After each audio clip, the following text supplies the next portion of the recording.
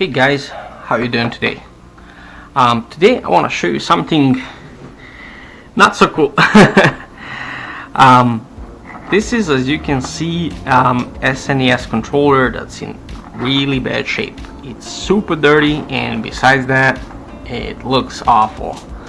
It's banged up real bad. So the story behind it, I needed this for a project, so I ordered it online. And let's just say that USPS wasn't too kind to it. It arrived banged up like this. On top of the package there was like a big boot mark, and the packaging was ripped.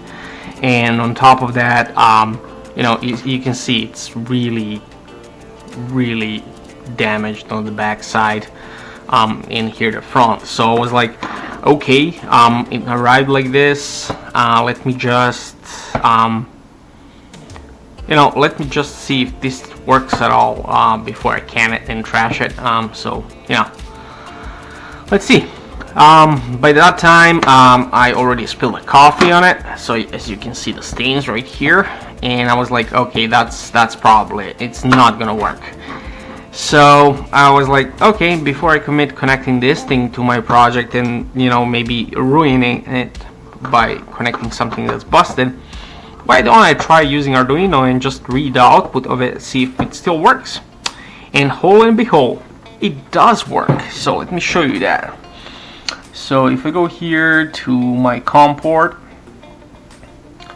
and I clear the output, if I start pressing buttons, and let me make sure this doesn't get disconnected.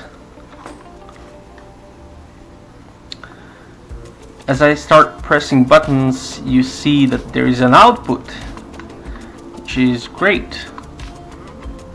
Means the electronics is intact, which is all I needed from this project. So that's great. So what I'm gonna do, I'm gonna clean it up and start working on it. But lo and behold, it's still working.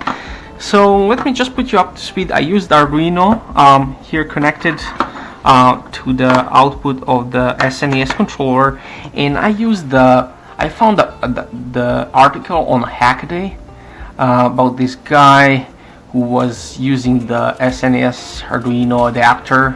He used the Arduino Nano and basically connected it to a computer, so he was reading the output, and that's the source code that I was using. So I'm gonna be linking that in the description, link to this article. And then also I just googled the output of the controller because I didn't know what pin is what. So basically, if you take a look here,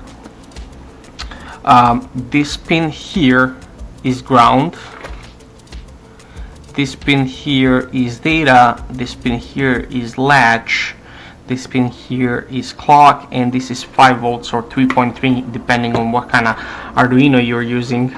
So that's pretty much it.